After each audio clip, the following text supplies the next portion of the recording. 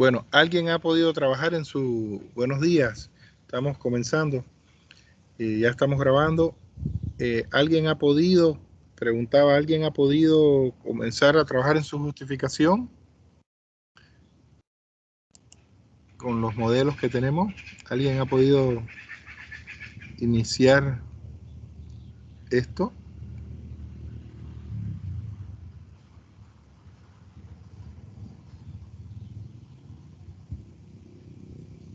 En el caso tuyo, Ami, ¿lo revisaste, enriqueciste, pudiste trabajarlo? Buen día, Licen. Buen día, hija, buen día. Aún no, Licen. Ya. Bueno, les recomiendo que... Pero yo, dice Yorgeli que está aquí en la sala, no la veo. Está en la sala de espera, pero no la veo.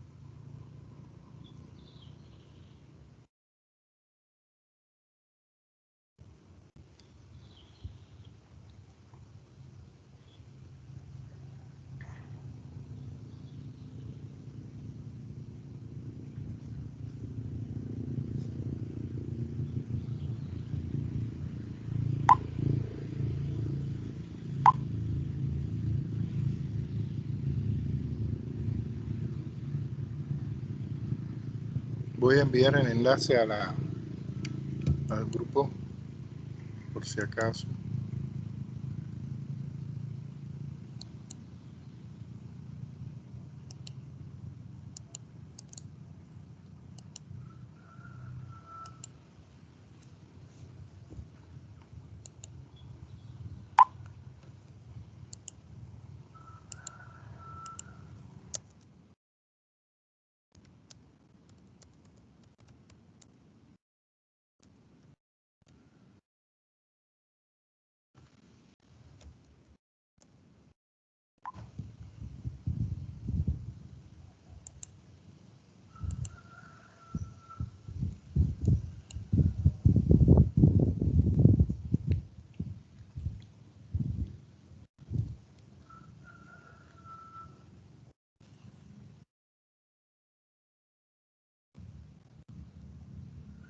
Bueno, tenemos 12 personas.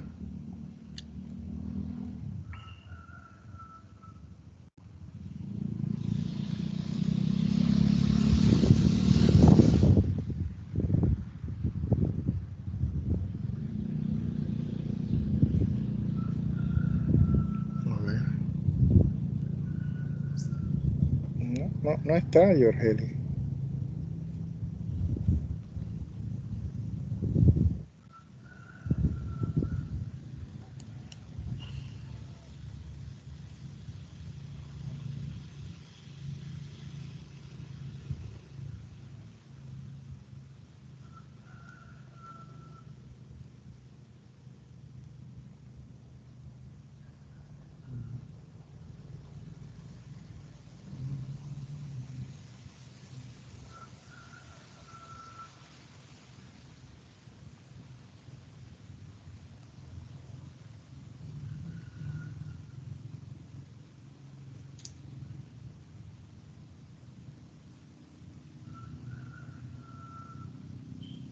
Ahora sí.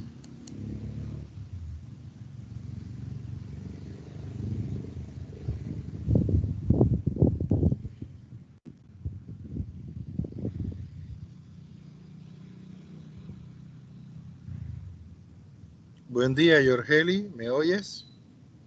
Sí, Licen. ¿Cómo está? Bien. Buenos días, ya pueden ingresar. Buen día. Yorgeli, ¿y qué pasa? ¿Tú no has activado tu cuenta de la cuenta de la U? Porque me apareces como invitado. Mira, dicen eso lo tenía que ver porque hace la anterior vez intento entrar a clase y no sale, o sea, me sale esperando en sala En la Así que, nuestra, ah, solo en la nuestra te pasa eso. no, y en otra clase más que es de, ¿cómo se dice? De pensamiento lógico, pero en otras materias me puedo entrar bien.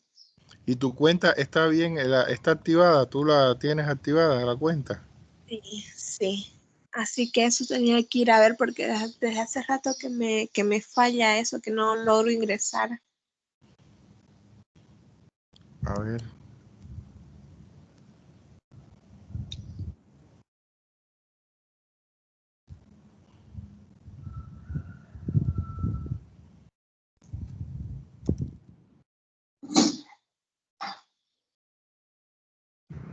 ¿Es Suárez Cardoso?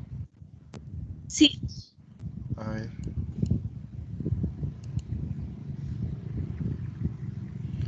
Estás ya, yo te había agregado, o sea, tú estás en el grupo.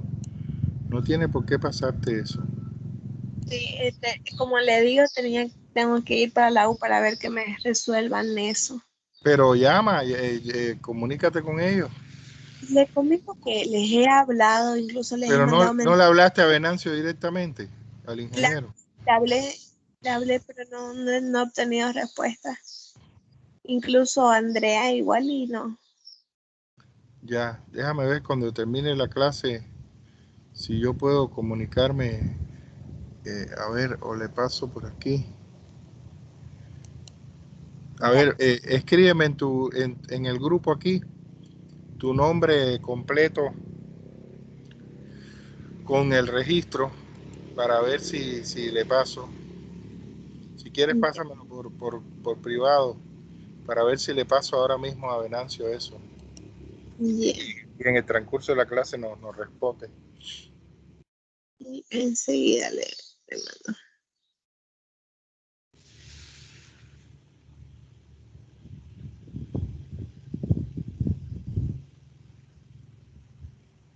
Porque qué cosa más extraña, sí.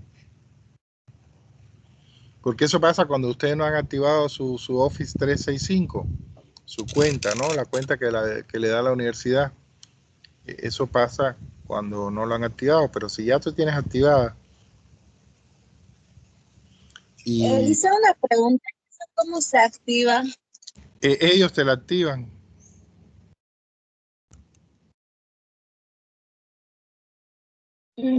Y yo tengo en mi celular mis aplicaciones, no me permite abrir, ¿será por eso? Porque no está activado. Pues, es lo más probable, sí. ¿Y a quién tendría que decir para que me Con lo active? ellos es con él, es con él. A ver, pásame los datos para yo ahora mismo escribirle y con tus datos para que revise. A ver, le voy a mandar un mensaje.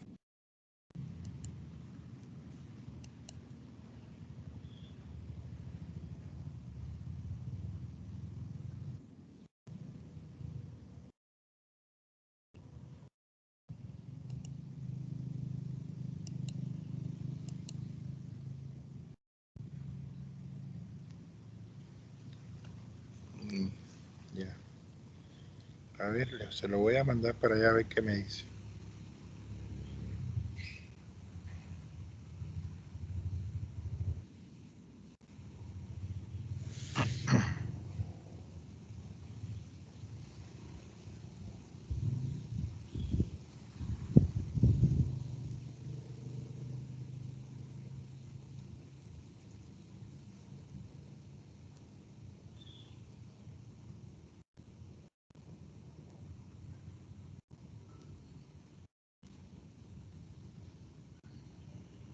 Y Lisbeth, ¿tú estás en ese mismo problema?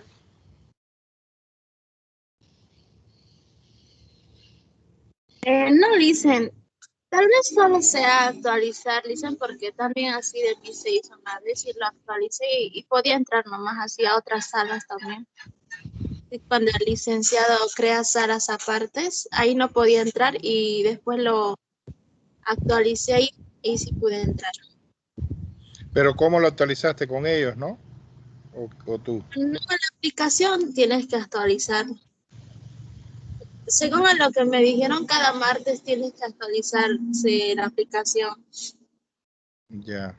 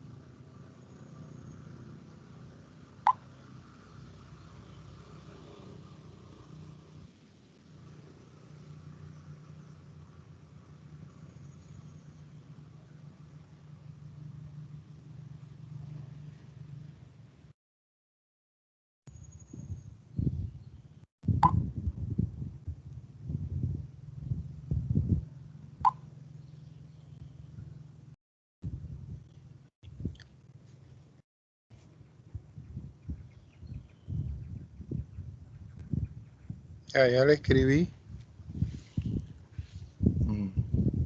Ahora me falta también a Andrea. Escribirle a Andrea lo mismo.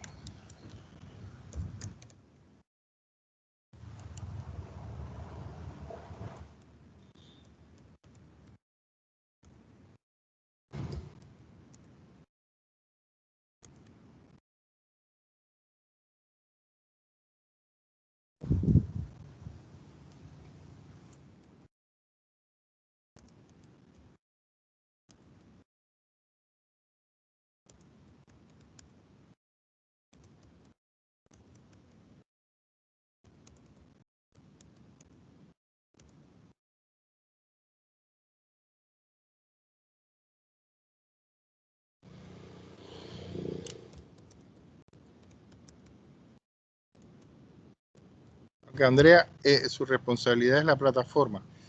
Y Venancio sí tiene que ver con... Ya le escribí a los dos. Vamos a ver la respuesta que tienen. Enseguida nos van a responder. Ya, Lisen, gracias.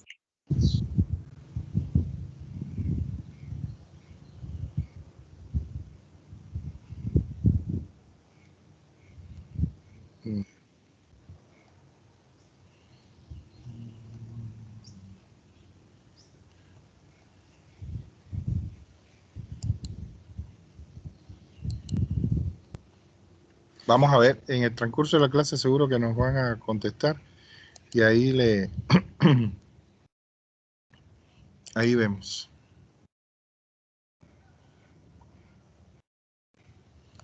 Bueno, ya tenemos 16. Bueno, vamos a comenzar. Bueno, miren, ya nosotros vamos a entrar un momento al perfil para que tengamos claro por dónde andamos, ¿no?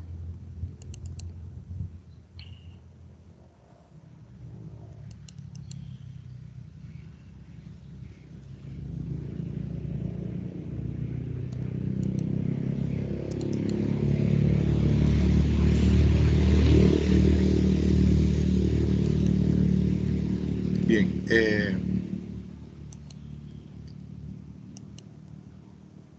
aquí está el perfil. Siempre me gusta que veamos el perfil antes de iniciar la clase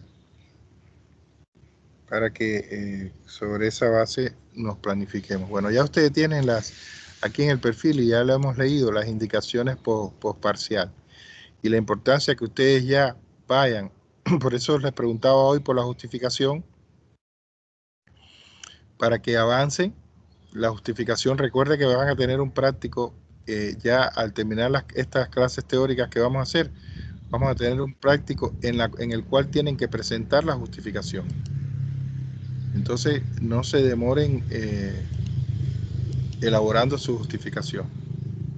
En la clase pasada, al final de la clase, yo dije delimitación, me equivoqué. Estaba revisando, cuando revisé la clase, vi que había dicho un práctico la delimitación. No. El práctico es con la justificación en sus 5 niveles, ¿verdad? En el nivel teórico, en el práctico, en el social, en el metodológico y el individual. Bien, es importante hacer eso, pero también importante que ustedes se vayan preparando para la elaboración del marco teórico conceptual, la elaboración o la redacción del marco teórico conceptual. Y para eso lo tienen aquí, lo primero que tienen es que contestar sus preguntas de investigación y desarrollar también las reacciones correspondientes a los universos, ¿verdad? De teoría, de la teoría, conceptos, teorizaciones y demás, que tienen ustedes planteado en su delimitación sustantiva científica. Fíjense, por eso todo está en lila, y en su justificación teórica. Eso ya nos va a dejar listo con el material, ¿verdad? Con el material necesario para elaborar el marco teórico conceptual. El marco teórico conceptual, el modelo es muy sencillo, porque hay una introducción que habla del marco teórico y después ya lo que tienen ustedes es que desarrollar todos los elementos y dialogar con esto, ¿no? Como hemos hecho en las citas, ¿verdad? Fíjense cómo hemos hecho en las citas, que usted, tal persona plantea esto y no sé qué, es ese diálogo entre usted y el texto que está citando e introduciendo. Entonces, eso, para poder hacer eso y para poder entenderlo, ustedes tienen que tener ya realizado este trabajo. Por eso siempre lo recalco y no dejo de decírselo. Adelanten ese trabajo. Igual que la justificación. No se dejen pisar por el tiempo. Bueno, listo. Entonces ya está claro dónde estamos en el perfil, ¿verdad? Nosotros nos vamos a detener aquí. Todo esto que está en verde, incluyendo la delimitación sustantiva científica y la justificación teórica, ya lo tenemos. Estaríamos situados aquí nosotros, donde está el marco teórico conceptual, ¿verdad? A mí me parece recordar, nosotros en este grupo adelantamos ya la idea de defender, ¿eh? Lo adelantamos en este grupo. ¿O es en mi otro grupo de investigación? ¿Recuerdan eso ustedes, la idea de defender? No. Creo que aquí no adelantamos, dicen eso. Ah, ya, debe ser entonces en el grupo de los lunes. Ya. Es sencilla la idea de defender. Miren, ya de aquí para allá, o sea, de terminando el marco teórico, ¿qué es lo que más reacción lleva? De la idea de defender todo el marco metodológico, planificación del proyecto, guía, actividad, eso es rápido. Es cuesta abajo ya. Por eso, importantísimo que ustedes tengan todo listo para elaborar el marco teórico. No más terminemos las clases estas teóricas que vamos a desarrollar y que tienen el objetivo, vamos a salir de aquí y vamos a ir a la plataforma, y tienen el objetivo de que de un poco solidificar, fundamentar lo que hemos ido desarrollando de forma práctica en la elaboración del perfil. Y por lo tanto vamos a retomar algunas presentaciones de las unidades que hemos visto hasta ahora. Nosotros estamos por la unidad, en el avance del perfil, por la unidad 3. Por la unidad 3. Entonces vamos a recapitular la unidad 1 y 2 y 3 en su contenido teórico. Bueno, la 1 nosotros vimos, pero vamos a ver aquí lo de ética científica y ver algunas presentaciones que nos van a permitir comprender todo lo que estamos hablando, sobre todo la parte de métodos, la parte de los procesos lógicos y demás. Bueno, entonces aquí en la unidad 1, están viendo mi pantalla, ¿verdad?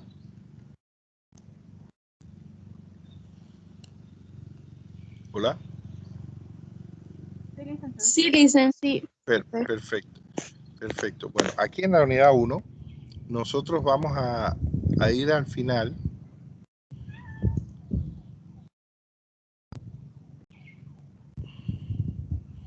Vamos a ir al final y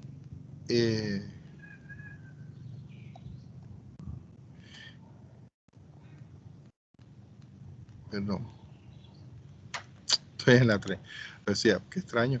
Aquí en la unidad 1 vamos a ir al final y aquí en la final nosotros tenemos la parte de la ética. Ya nosotros vimos lo de actitud científica y lo que es ciencia, tecnología, además. Ahora nos quedó la parte de la ética.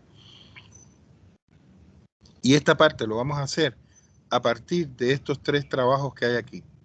Aquí hay un cuestionario que ustedes no les sale cuando abren, que es el único control de lectura que vamos a hacer.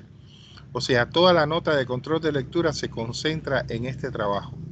Por lo tanto, importantísimo que ustedes desarrollemos esto que vamos a hacer hoy, que es analizar todo lo que es la ética científica y la importancia que tiene en la ciencia. Nosotros no somos científicos, somos académicos, pero de todas maneras las investigaciones que hagamos dentro de las asignaturas de investigación científica y después en su tesis, deben tener un rigor científico. Y por lo tanto, ahí es muy importante tener claro todo lo que tiene que ver con la ética científica. Entonces, nosotros lo más probable es que hoy veamos un artículo y en la clase próxima veamos el otro. Y entonces ya, si es así, el trabajo práctico lo van a hacer, que es un control de lectura, contestar un cuestionario de 4 preguntas. Si hoy es martes 4 y vamos a terminar el viernes 7, entonces ahí va a abrir la tarea para mandarlo. Y la tarea para mandarlo vamos a abrirla hasta el martes 11. Del viernes 7 al martes 11. Que ustedes contesten y entreguen. Esa es la información. De todas maneras, después ya lo tendrán con más precisión, pero bueno, ahora que ya lo sepan, que hay un cuestionario que sería el control de lectura que ustedes tienen que hacer, y sería la nota total del control de lectura, que son 25 puntos. 25 puntos de los 100. Eso, sumado ya a los parciales, ya van teniendo una cantidad considerable, importante de puntos. Bueno, entonces, vamos a ver primero, vamos a salir de aquí. ¿Alguna duda? Recuerden, está en la unidad 1 y ahí va a aparecer la tarea. Aquí donde dice actividades de la unidad, y ven que no está mostrado a ustedes todavía, aquí va a aparecer la tarea, que sería contestar ese cuestionario como control de lectura.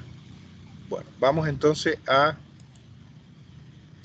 ver el primero de los artículos que vamos a analizar sobre ética científica.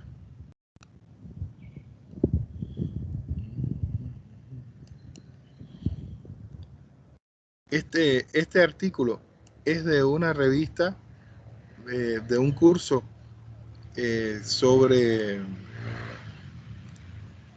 metodología de la investigación, y es un artículo muy interesante porque nos introduce en el mundo de la ética científica, además explicándonos todo acerca de ella y la importancia que tiene la ética científica en la ciencia, en el ejercicio de la ciencia, y también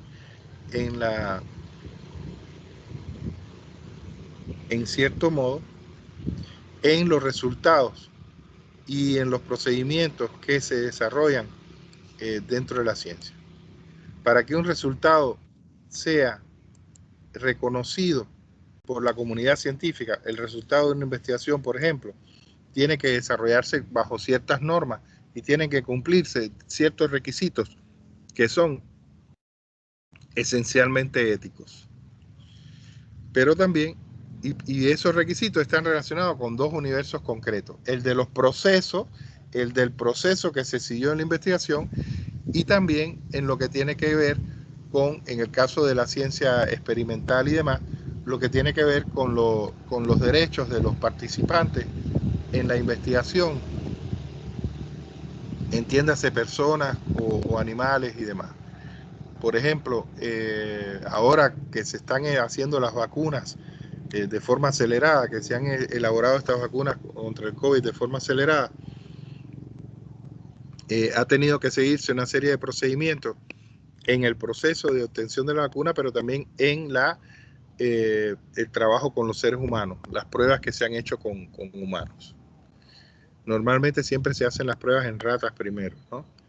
Es el mamífero que generalmente se usa para hacer las pruebas. Entonces, esos 2 universos regula la ética científica, lo que tiene que ver con los procedimientos, los procesos que seguimos para investigar, y también, en el caso de la ciencia experimental, cómo se tienen en cuenta los derechos que tienen los seres humanos que están involucrados, comprometidos en el proceso de investigación, y los animales. Muy bien, entonces este artículo, la ética científica, es de dos doctores, Anthony Carpi y Ann E. Heger. Este artículo innegablemente está traducido, tiene algunos detallitos de traducción, pero no son detalles que dificulten comprender el artículo. Entonces vamos a hacerlo así, de la siguiente forma. Yo no voy a leer, yo quisiera tener apoyo en la lectura, y entonces lo que vamos a ir haciendo es parando en determinados momentos cuando haga falta para hacer aclaración, explicación sobre lo que estamos leyendo. ¿Quién puede ayudarme con la lectura? Podemos hacerlo así entre varios. Puede empezar uno y después otro, y así vamos leyendo y compartiendo. ¿Quién me dice? Perdón, que se entrecorta. ¿Cómo? Camila, ya. Bien, entonces la ética científica dentro de esta revista La Cultura de la Ciencia, la ética científica, Anthony Carpi, Ann Heger, y entonces Camila nos va a ayudar a ir leyendo la primera parte, y después ya vemos si pedimos apoyo para que otra persona continúe. Comenzamos entonces, Camila. Ya. En la ciencia, como en todas las profesiones, algunas personas tratan de engañar al sistema. Charles Dawson fue una de estas personas, un arqueólogo y paleontólogo amateur británico que nació en 1864. Hacia fines del siglo XIX, Dawson descubrió varios fósiles aparentemente importantes. Como no era propenso a la modestia, nombró muchas de las especies que recién había descubierto con su propio nombre. Por ejemplo, Dawson encontró dientes fósiles de especies mamíferas que hasta ese entonces no eran conocidas y que subsiguientemente llamó Pleialox dawsoni. Nombró una de las 3 nuevas especies de dinosaurio que encontró, Iguanodon dawsoni, y una nueva forma de planta fósil, Salaginella dawsoni. Su trabajo le dio bastante fama. Se lo eligió socio de la Sociedad Geológica Británica y se lo designó para ocupar un lugar en la Sociedad de Antigüedades de Londres. El Museo Británico le confirió el título de coleccionista honorario y el periódico inglés The Sussex Daily News le dio el apodo de Mago de Sussex. Ya. Aquí hay una foto, ¿verdad?, en la que él aparece en una excavación.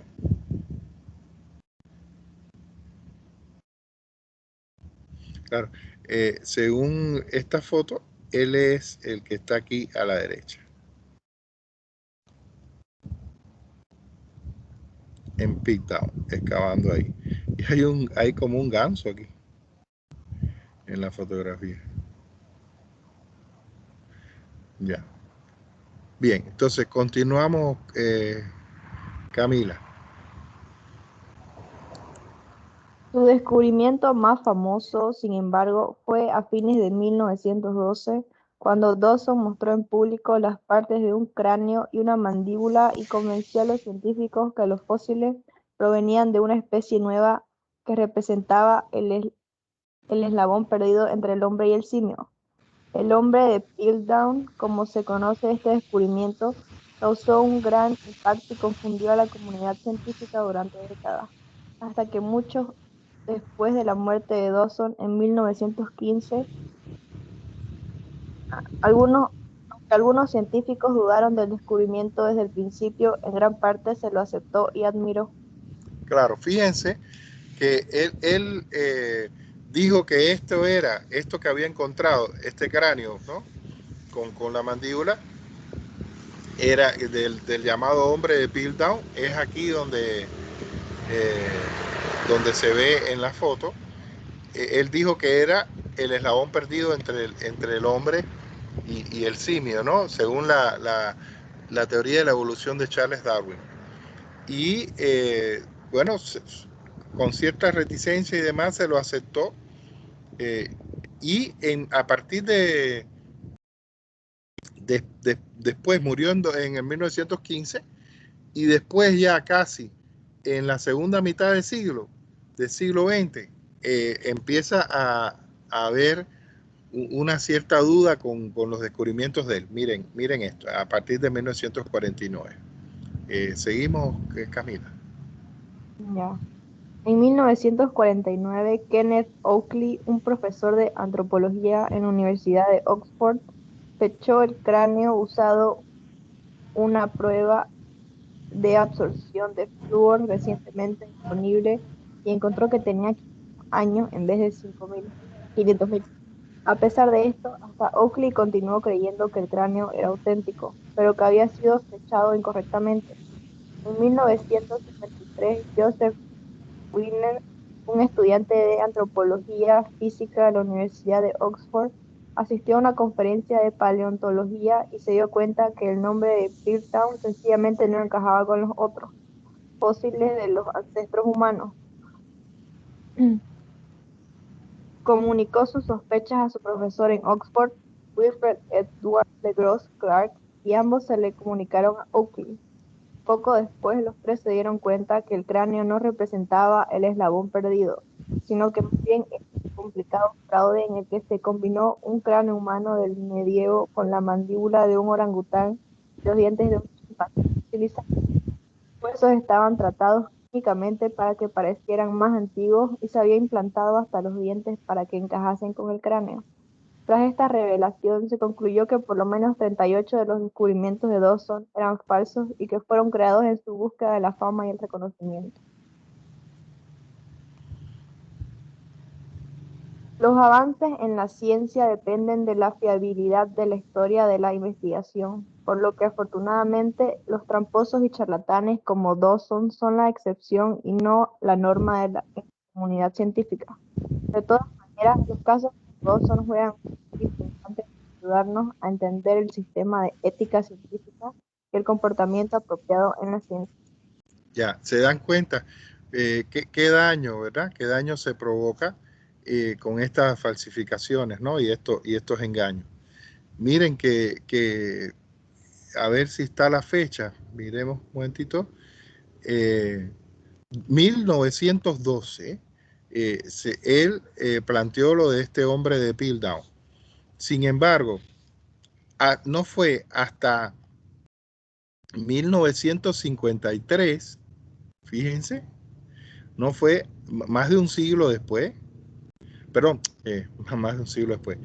Miren cuántos años después, ya estamos hablando si esto ocurrió en la primera mitad del siglo XX, ya pasada la segunda mitad del siglo XX, en el 53, es que se hacen las investigaciones y se dan cuenta de que era un fraude, porque el hombre había agarrado un cráneo del medioevo, o sea, un cráneo de qué época sería, de 1300, 1400, ¿no?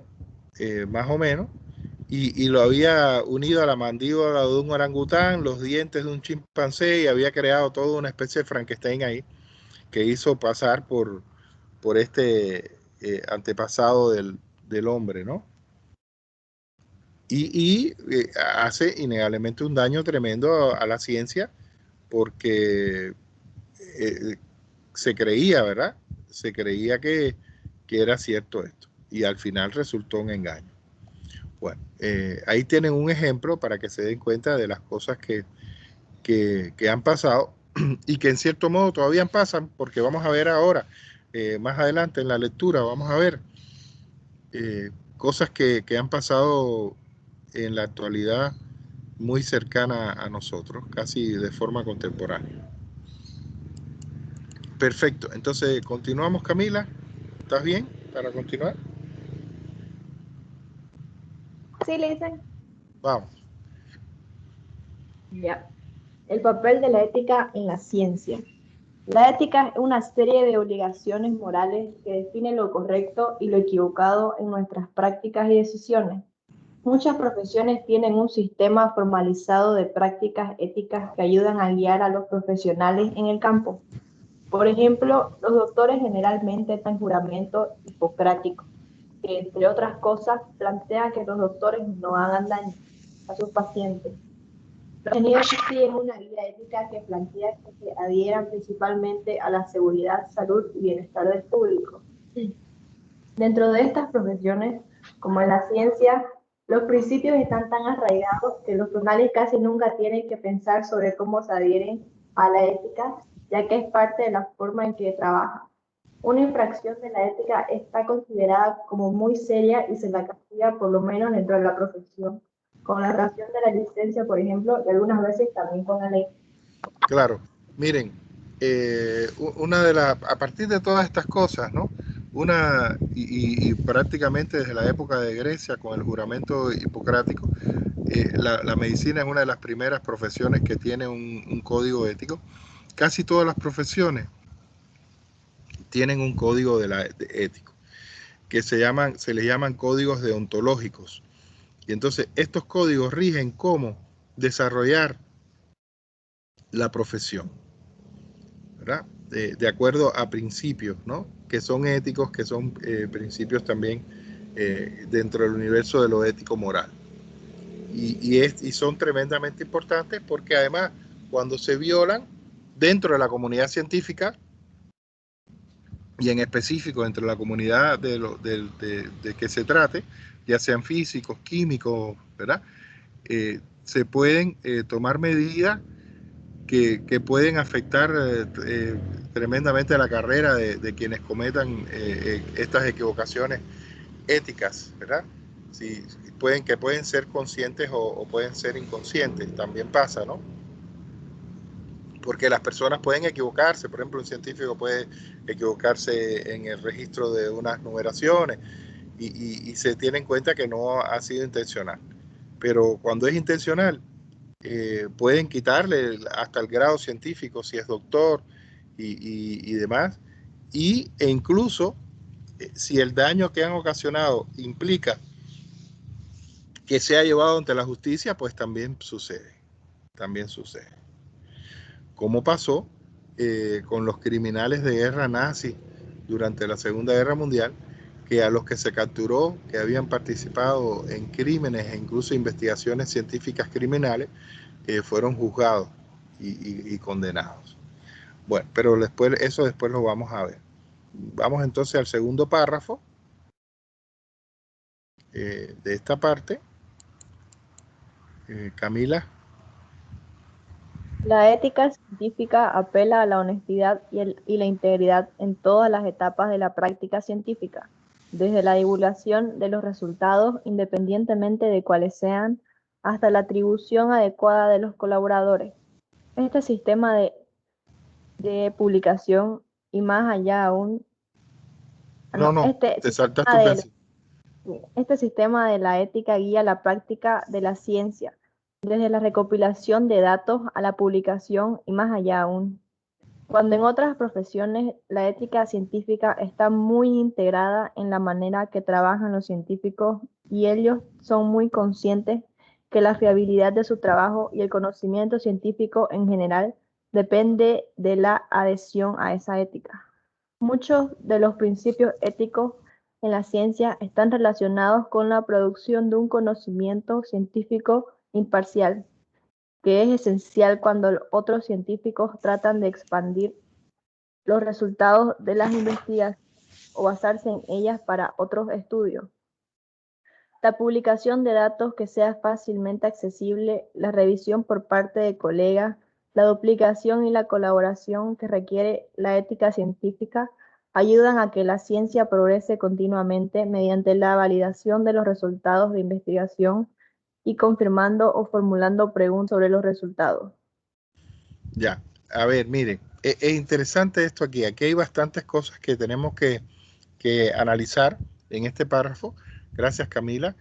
Que además están en relación con el trabajo que nosotros estamos haciendo. Lo primero es que el comportamiento ético parte de que el investigador o la investigadora tienen que ser honestos.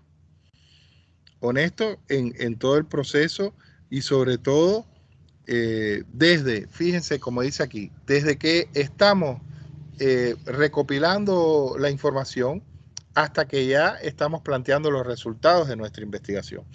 Y ustedes también, ustedes están haciendo eso aquí en este ejercicio académico de investigación documental.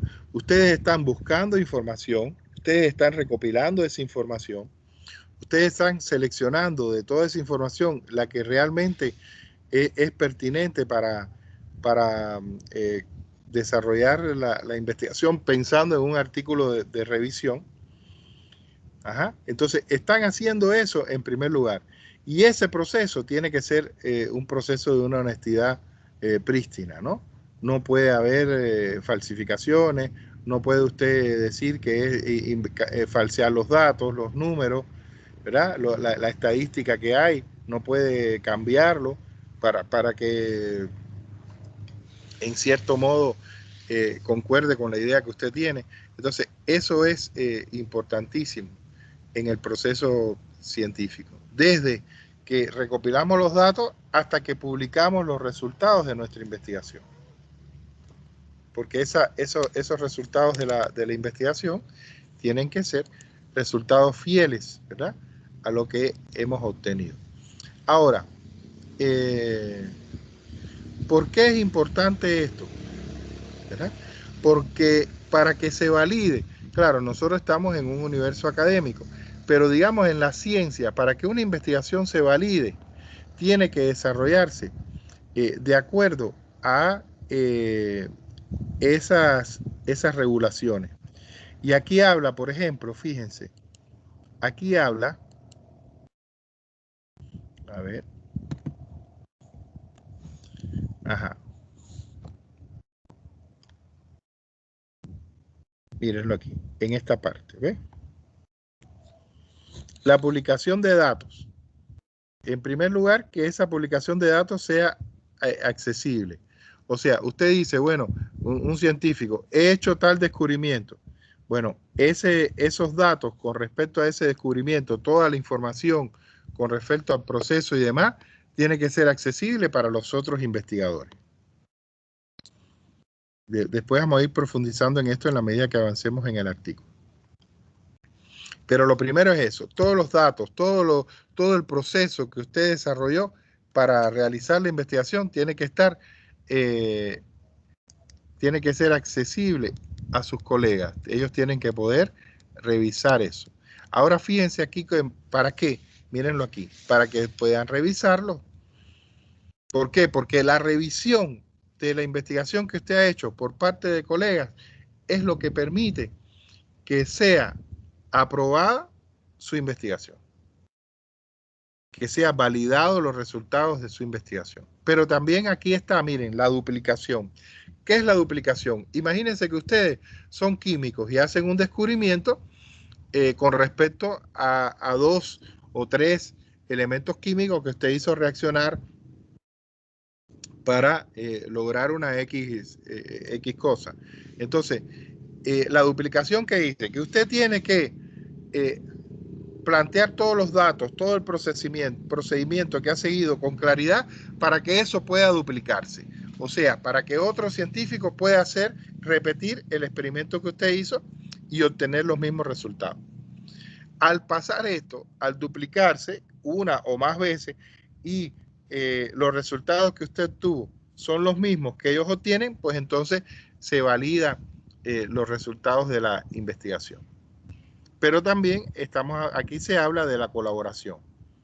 O sea, cuando otros científicos participan, apoyan y colaboran en el proceso investigativo que usted está realizando y se hace más transparente y menos oculto, ¿verdad? Lo que usted está haciendo. Entonces, eso es esencialmente la importancia que tiene desarrollar seguir estos principios éticos en la investigación científica. Vamos entonces, vamos a ver ahora cuando terminemos este epígrafe, quién puede continuar la lectura y sustituir a Camila cuando ya lleguemos aquí a los estándares éticos. Entonces, Camila, la comunidad científica, ahí estaríamos. Yeah. comunidad científica trata algunas infracciones de los estándares éticos, como la fabricación de datos mediante medios similares a otras infracciones éticas en otras disciplinas, por ejemplo, con el despido laboral.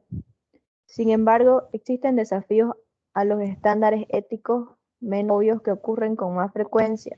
Por ejemplo, como otorgarle a un rival científico una evaluación negativa en el proceso de selección de colegas. Estos incidentes se asemejan más a parquearse en una zona designada como prohibido parquear, ya que van en contra de las reglas y pueden ser injustas, pero frecuentemente no se las castiga. Algunas veces los científicos sencillamente cometen errores que pueden parecer infracciones éticas, como la cita inapropiada de una fuente o colocar una referencia engañosa a propósito. Y como cualquier otro grupo que comparte metas e ideales, la comunidad científica trabaja conjuntamente para tratar estos incidentes de la mejor manera posible, en algunos casos con más éxitos que en otros.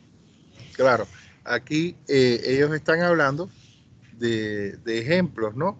Que ocurren, incidentes. Es una falta de ética que tú, porque si te toca evaluar, ¿verdad? La investigación que ha hecho otro, revisar, y como ese es tu rival y o te cae mal o no sé qué, entonces tú le das una mala calificación, ¿verdad? Planteas una mala opinión con respecto a su trabajo. Y por eso es que se es muy cuidadoso siempre, cuando, según tengo entendido yo, se está haciendo muy cuidadoso en los diferentes colegios científicos cuando le dan a revisar el trabajo de los colegas a una persona. Se tiene en cuenta que no haya estas animadversiones, que no haya estas actitudes negativas de unos hacia otros, para evitar que se canalice, ¿verdad?, en el proceso de esta revisión. Pero bueno, también ocurren errores, como yo les decía, que usted puede equivocarse en la transcripción de un número, o sea, pueden haber equivocaciones, pero también a veces hay cosas que se hacen con intención de engañar. Yo recuerdo un compañero que tenía en colegio y yo le decía, oye, que tus trabajos, los trabajos que tú haces, porque yo pienso, desde colegio ustedes tenían que colocar bibliografía en su trabajo, ¿no? La bibliografía, tenían que hacerlo, ¿no? Le enseñaron eso. Pregunto. Hola. Sí, Listen. Tenían que poner bibliografía. Entonces yo les decía, veía sus trabajos y decía, oye, qué bien, tú pones cantidad de bibliografía, revisas bastante materiales para hacer esto. Y en aquel tiempo era más difícil, recuerden, en aquel tiempo, cuando yo estaba en colegio, no existía el Internet. Yo nací en el 64. Podemos estar hablando perfectamente de los años 80, que recién iba a comenzar la computación. Entonces le decía, qué bien, cómo has buscado bibliografía y demás. Y después una vez recuerdo que un profesor le preguntó, ¿y este libro que tú pusiste aquí? No lo conozco, le dijo, ¿no? Y parece un libro muy nuevo. Y entonces dice, sí, este libro me lo trajo mi papá del exterior, no sé qué. Entonces, el tipo se inventaba los libros. Después lo descubrimos entre nosotros, se inventaba los libros. Porque vimos que había un nombre cambiado, un título cambiado del libro, pero todos los demás datos de páginas y demás eran los mismos. Entonces se inventaba los libros. Y es lo que ellos están hablando aquí, ¿verdad? Referencias engañosas o inventarse una cita de un libro que no existe, ¿verdad? Para hacer coincidir con lo que usted piensa. Entonces, esos son cuidados que tenemos que tener. No podemos caer en esto, porque nuestro trabajo perfectamente facilitaría hacer este tipo de engaños, ¿no? Con bibliografía, con citas que no existen y demás. Entonces hay que ser muy cuidadoso con esto, porque eso es una violación ética, de la ética de la investigación. Bueno, y iríamos entonces a los estándares que son, en cierto modo, los puntos, ¿verdad? Que tiene este código de la ética científica en general. Perfecto. Entonces, ¿quién puede sustituir a Camila y continuemos la lectura?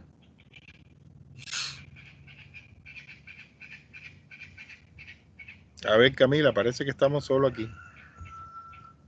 Hola. ¿Quién puede apoyar con la lectura, por favor?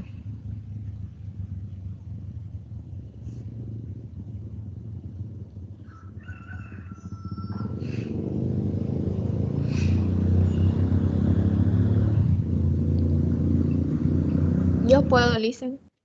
Ami, bien. Bien, Ami, gracias. Entonces sería los estándares éticos en la ciencia. Camila, muchas gracias por tu apoyo. Recuerden que estas participaciones yo las tengo en cuenta a la hora de las calificaciones. No piensen que este apoyo que ustedes dan y participación es algo que no lo tomo en cuenta. Muy bien. Ami, entonces adelante, los estándares éticos en la ciencia. Ya. Los estándares éticos en la ciencia. Desde hace mucho tiempo que los científicos mantienen un sistema informal de ética y guías para realizar investigaciones, pero las guías éticas en sí no se desarrollaron hasta mediados del siglo XX. Después de una serie de infracciones éticas y crímenes de guerra que tuvieron mucha repercusión, hoy día la ética científica se refiere a unos estándares de conducta para los científicos que es generalmente definida en dos amplias categorías, Bolton 2002. Primero, los estándares de métodos y procesos se ocupan del diseño, los procedimientos, el análisis de datos, la interpretación y el informe de los esfuerzos de la investigación. Segundo, los estándares de temas y resultados se ocupan del uso de sujetos humanos y animales en la investigación y las implicaciones éticas de algunos resultados de la investigación.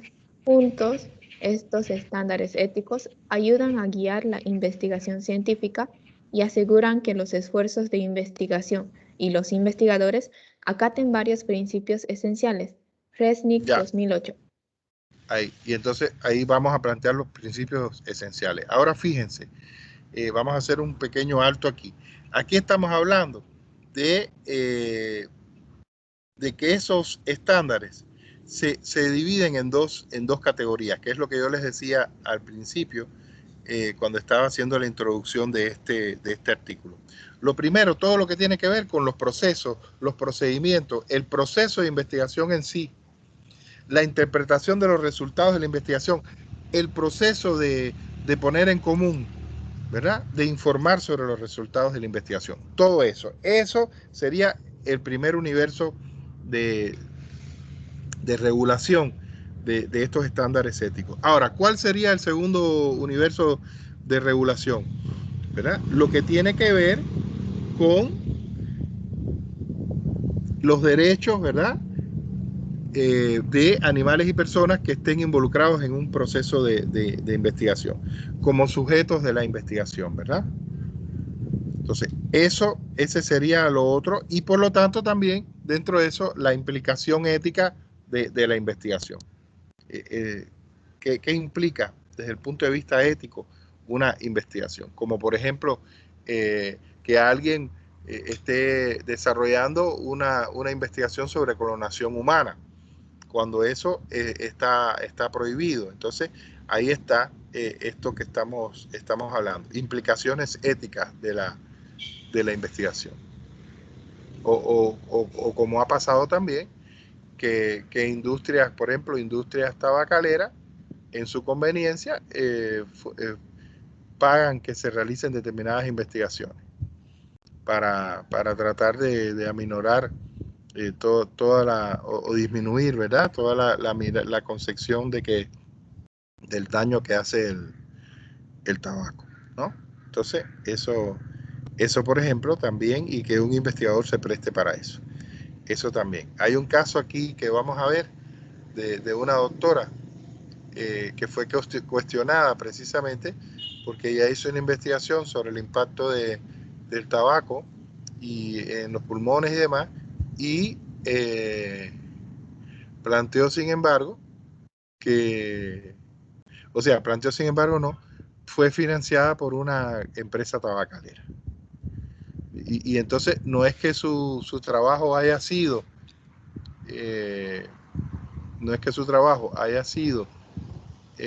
tachado de fraude o de que estaba mal a favor de la tabacalera, pero sí se despertaron muchas sospechas sobre esto. Y a partir de eso incluso hubo cambios en las revistas científicas que publican los trabajos. Después vamos a ver esto, que es muy interesante. Entonces, bueno, ¿cuáles son estos principios? Aquí nosotros tenemos los 7 principios más importantes, ¿verdad? Y entonces Ami nos los va a leer. Listo, Ami. La primera, la honestidad en la información de los datos científicos.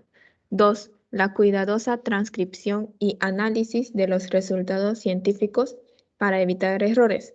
3. El análisis independiente y la interpretación de los resultados basados en los datos y no influidos por fuentes externas. 4. Publicar y presentar en régimen abierto los métodos, los datos y las interpretaciones. 5. La suficiente validación de los resultados mediante la duplicación y la colaboración con colegas. 6. La atribución adecuada de las fuentes de información, los datos y las ideas. 7. Las obligaciones morales hacia la sociedad en general y en algunas disciplinas. La responsabilidad para determinar los derechos de los sujetos animales y humanos. Fíjense, aquí, gracias Ami, aquí está en estos 7 resumidos cuáles son los elementos que hay que tener en cuenta en estos 2 grupos de regulaciones. Primero, pensemos en nosotros, digamos, prácticamente a no ser el 5, fíjense, el 5 y el 7, todos los demás tienen que ver con el trabajo que nosotros estamos haciendo. Por ejemplo, la honestidad en la información de los datos científicos. Ya.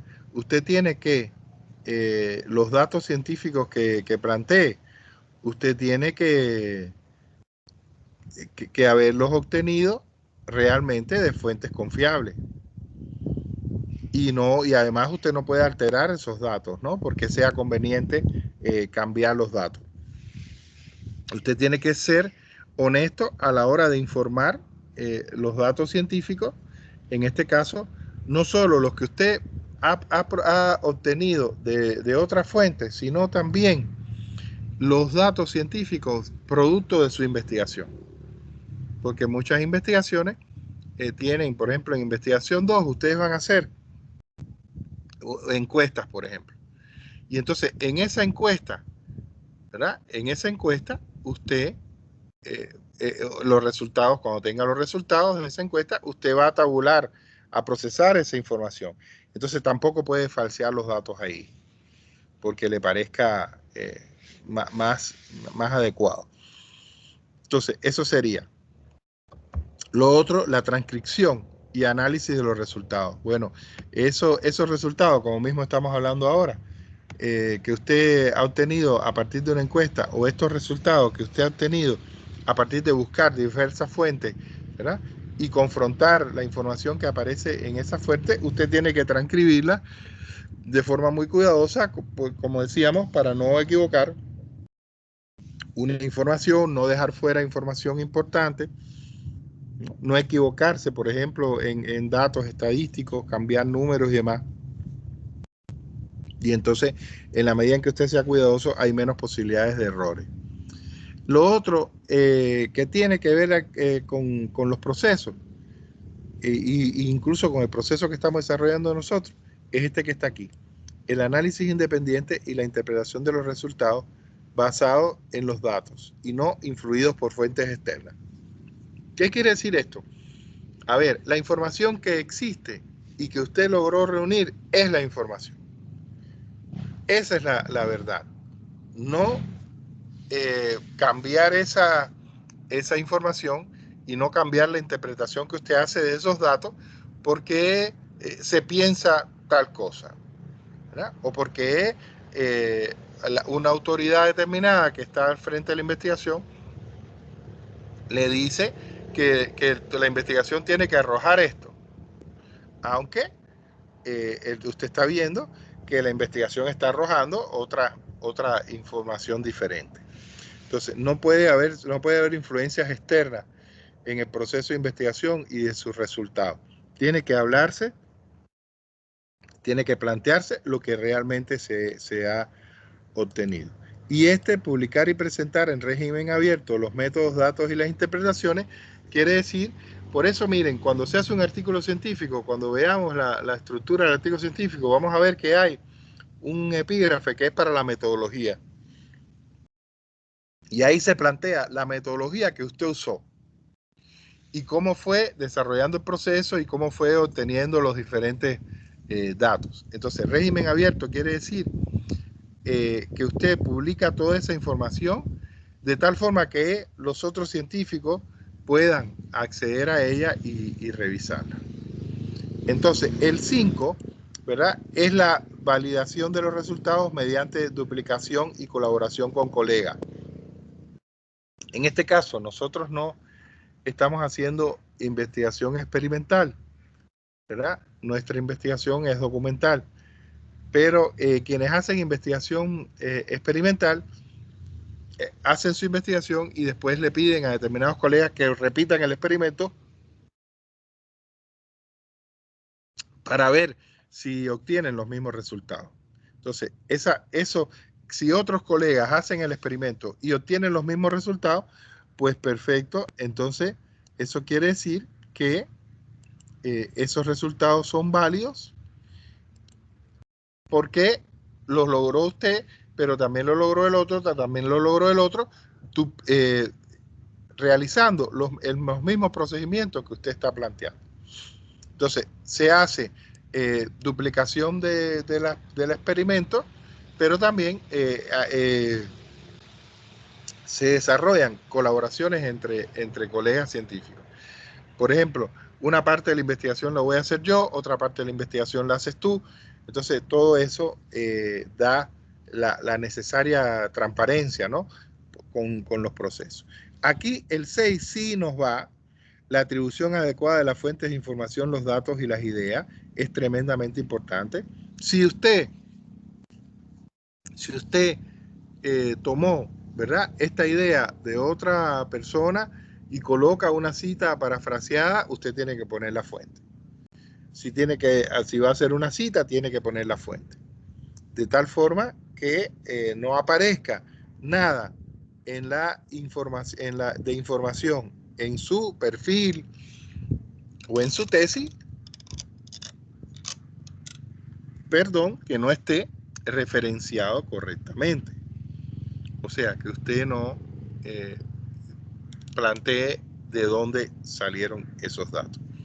Y por último, bueno, lo que tiene que ver con las obligaciones morales hacia la sociedad en general y en algunas disciplinas, ya hablábamos eso, que experimentan con personas y animales, la responsabilidad para dejar claro los derechos de los sujetos animales y humanos que participan en la investigación.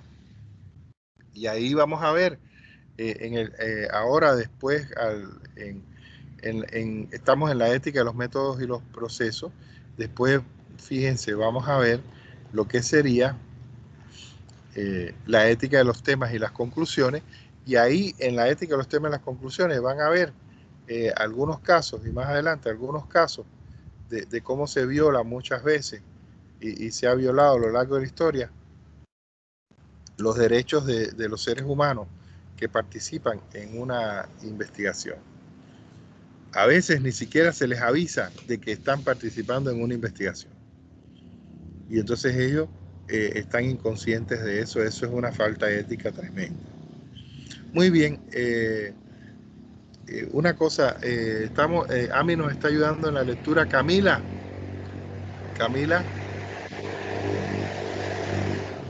Sí, Lisa. para que ahora vamos a leer con Ami la ética de los métodos y los procesos, y después entonces aquí temas y resultados, aquí cuando lleguemos acá, los temas y las conclusiones, continúes leyendo tú. ¿Está bien? Sí, Lisa, está bien. Perfecto. Vamos entonces, Ami, la ética de los métodos y procesos. Fíjense, aquí hay un transistor, la fotografía de un transistor. ¿Por qué? Porque la ética de métodos y procesos nos va a hablar el caso de Jan Hendrik Schön, que planteó que había encontrado una alternativa para estos procesadores que se usan en equipos transistores, ¿verdad? Que se usan en equipos eléctricos. Entonces, el caso de él, de cómo construyó todo su engaño y las consecuencias que tuvo esto. Entonces, la ética de los métodos y procesos, y va a continuar leyendo Ami. Hola, Ami. Sí, Lice. Vamos, continúa. Los científicos son humanos y los humanos no siempre cumplen las leyes. La comprensión de algunos ejemplos de mala conducta nos ayudará a entender la importancia y las consecuencias de la integridad científica. En 2001, el físico alemán Jan Hendrik Schön, que obtuvo transitoria prominencia por lo que parecía ser una serie de grandes descubrimientos en el área de electrónica y nanotecnología. Schön y dos coautores publicaron un trabajo en la revista Nature donde argumentaban que habían producido una alternativa a escala molecular para el transistor, figurados, que se usa comúnmente en los aparatos de consumo. Es John et al 2001. Claro, esto quiere decir, paremos un momentito, esto quiere decir, Schön et al es Schön y otros autores, et al, otros autores, que es, ella está citando ahí el documento que el hombre publicó en el cual dijo que había descubierto esto. Perfecto.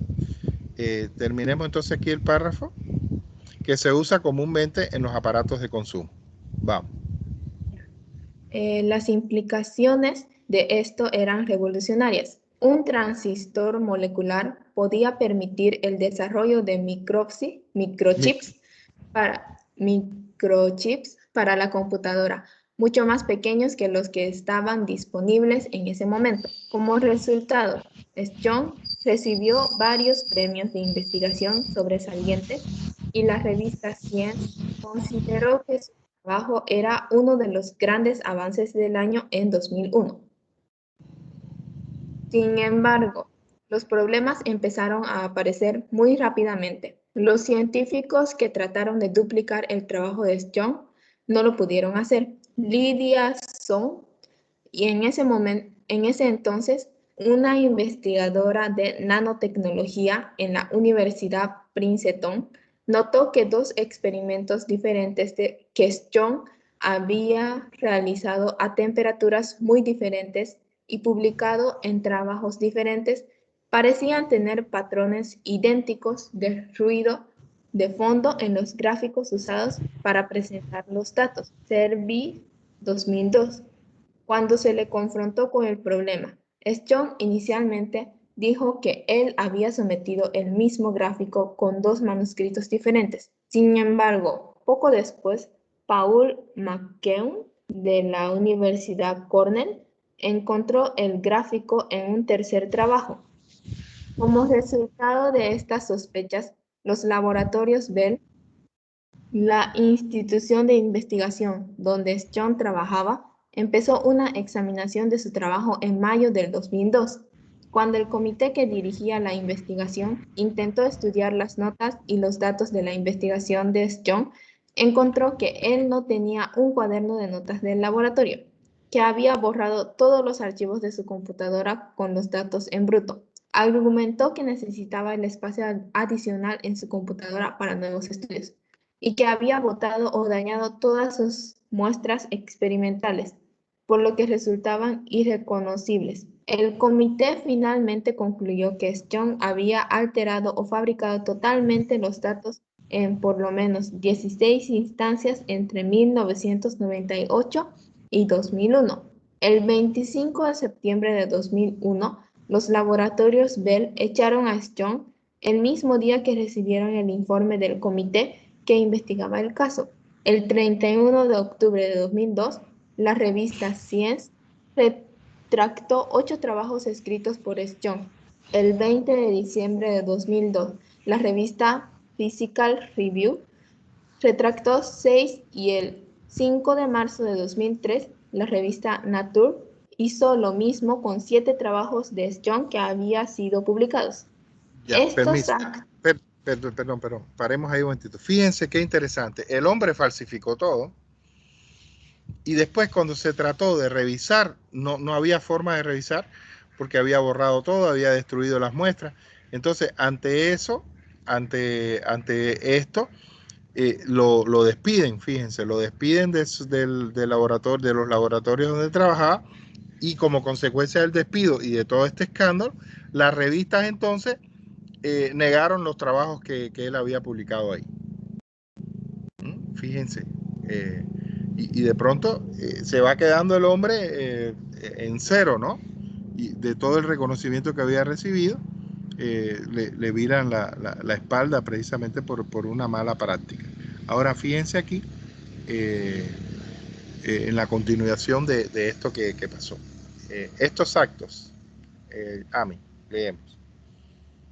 Estos actos, las retracciones y el despido son los medios que la comunidad científica usa para enfrentarse a graves y malas conductas científicas.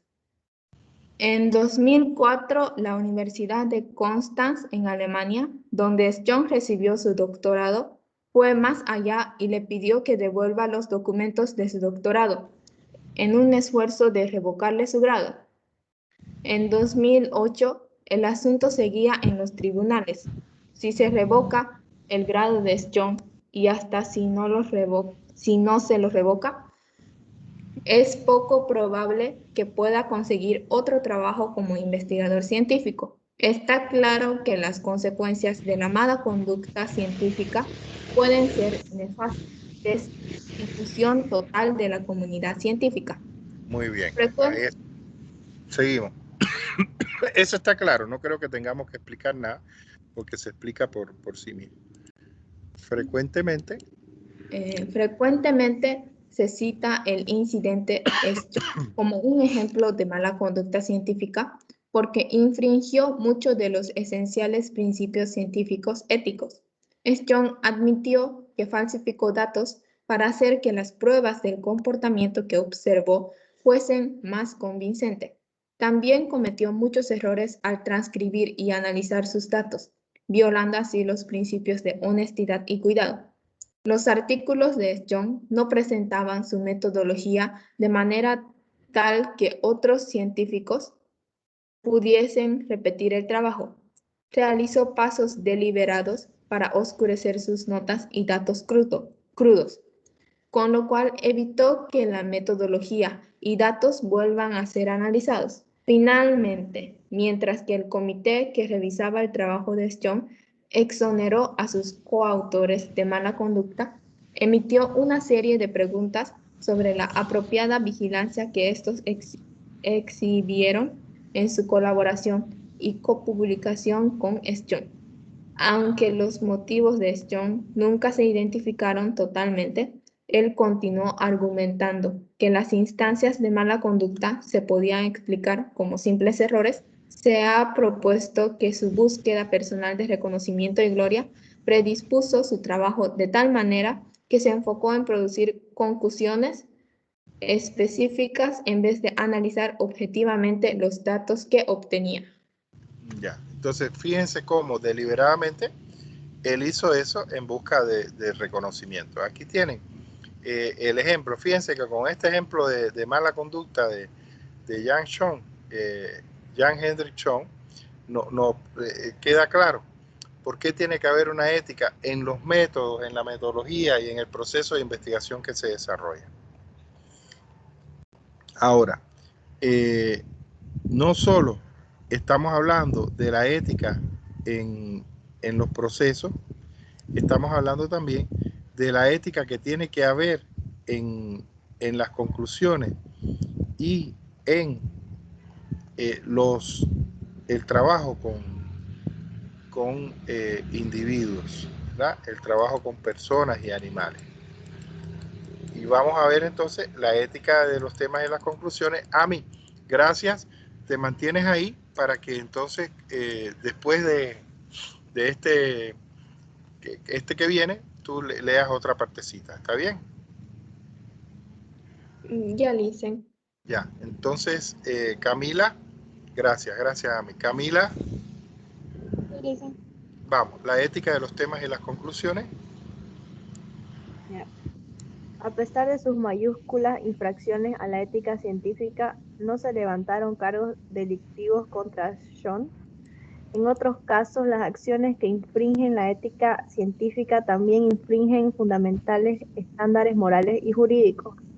Una de estas instancias en particular, la brutalidad de los científicos nazis en la Segunda Guerra Mundial, fue tan grave y discriminatoria que condujo a la adopción de un código internacional que gobierna la ética de investigación. Detengámonos ahí. Fíjense. Errores, pero que no infringen, ¿verdad? Ya infringen ya lo que tiene que ver con el universo, ¿verdad? De la justicia, de la moral. Pero sí, aquí vamos a ver ejemplos de lo que hicieron los científicos nazis durante la Segunda Guerra Mundial, sobre todo con la población judía, sometiéndola a experimentos realmente terribles que le ocasionaban incluso la muerte, ¿no? Entonces ya estamos pasando a otro universo. Ya no son los procedimientos, ahora son los procedimientos por un lado, pero y sobre todo la violación de los derechos humanos de las personas y de los derechos de los animales que pueden ser utilizados en la investigación. Y eso hizo que se creara un código ético que se llama Código de Nuremberg. Y este Código de Nuremberg es el código que todavía se encuentra vigente y recibe su nombre porque se creó después de los juicios que se hicieron en la ciudad de Nuremberg, en Alemania, a todos los criminales de guerra nazi. Bien, entonces vamos para allá, ya que con esa introducción continúa leyendo Camila durante la Segunda Guerra Mundial. Durante la Segunda Guerra Mundial, los científicos nazis lanzaron una serie de estudios y algunos estaban diseñados para medir los límites que los humanos podían ser expuestos a diferentes en nombre de la preparación de los soldados para la guerra. Los experimentos sobre los efectos de la hipotermia en los humanos fueron de los más tristemente célebres.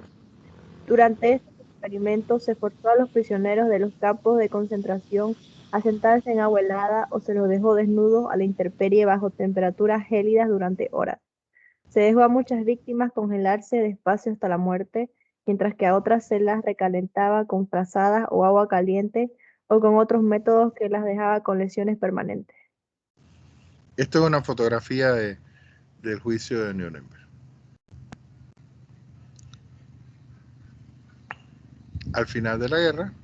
Al final de la guerra y en relación con estos estudios, se enjuició a 23 individuos por crímenes de guerra en Nuremberg, Alemania, y se declaró culpable a 15 de ellos. Los procedimientos de los tribunales condujeron a una serie de guías denominadas Códigos de Nuremberg que limitan la investigación en los sujetos humanos. Entre otras cosas, el Código de Nuremberg requiere que se informe a los individuos de la investigación y que den su consentimiento. El primer estándar dice: el consentimiento voluntario del sujeto humano es absolutamente esencial. El código también declara que los riesgos de la investigación deben ser sopesados a la luz de los beneficios potenciales y requiere que los científicos eviten causarla intencionalmente sufrimiento físico o mental debido a la investigación. De manera importante, el código también coloca la responsabilidad de la adhesión al código en cada individuo que inicia, dirige o participa en el experimento. Este es un componente crítico del código que implica a cada científico que participa en un experimento, no solamente a los científicos de mayor antigüedad o a los autores principales de un trabajo. El Código de Nuremberg se publicó en 1949 y todavía es un documento fundamental que guía el comportamiento ético en la investigación de los sujetos humanos y se lo ha complementado con guías y estándares adicionales en la mayoría. Ya, ahí paremos un momentito. Ya ven, entonces a partir de esto surgió, de este juicio a estos criminales de guerra alemanes, nazis, surgió el Código de Nuremberg. Aquí Nuremberg le falta una diéresis que lleva la U y que hace que se pronuncie Nuremberg. Esta ciudad alemana lleva una diéresis aquí que no se la han puesto. Perfecto. Pero además, ese código que surgió ahí se ha ido enriqueciendo a lo largo del tiempo a partir de que ocurren. Siempre es como las leyes, ¿no? Las leyes van creciendo y enriqueciéndose en la medida en que los delitos se van produciendo y se va legislando sobre eso. Entonces, los países han usado este código y además de eso lo han enriquecido con otras regulaciones. Vamos entonces, otros principios éticos. Otros principios éticos también guían la práctica de la investigación de los sujetos humanos. Por ejemplo, un número de fuentes de recursos gubernamentales limitan o excluyen fondos para el clonamiento de humanos debido a las cuestiones éticas que plantea esta práctica. Otra serie de guías éticas cubre los estudios con dispositivos y medicamentos terapéuticos. Si se encuentra que un tratamiento tiene efectos colaterales negativos y graves, se detiene la investigación sobre las propiedades terapéuticas de los dispositivos médicos o los medicamentos antes de su término. De igual manera, los estudios terapéuticos a gran escala pueden acabarse antes de término si se encuentra que una droga o agente es muy beneficiosa para que los pacientes en tipo de control, aquellos que no han recibido el medicamento o agente eficiente, también puedan recibir el tratamiento nuevo y beneficiarse del mismo. Claro, aquí ven las regulaciones, ¿se dan cuenta? Con respecto a las pruebas que se hacen de los medicamentos. Si el medicamento empieza a probarse y hay ya estos efectos negativos colaterales, ¿verdad? Rápidamente se suspende la investigación. Se exige que se suspenda la investigación, no que continúe para que esos efectos puedan ser más graves.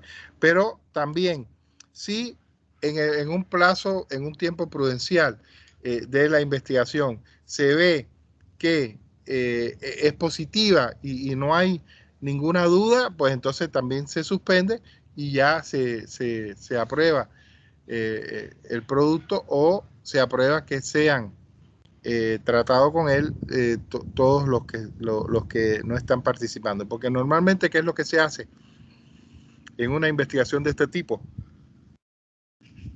Con respecto a medicamentos, lo que se hace normalmente es que hay un grupo al que se le suministra y un grupo al que se le suministra un placebo, que es un medicamento que realmente no tiene ningún efecto, o sea, no es un medicamento, es como una pastillita generalmente de sustancias así que el cuerpo asimila, azúcares y demás, que no implica que tenga ningún medicamento y se les da y se ve cómo los dos grupos van reaccionando a ese proceso.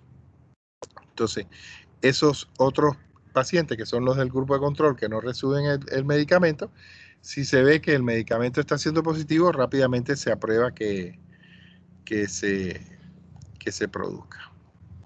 Bien.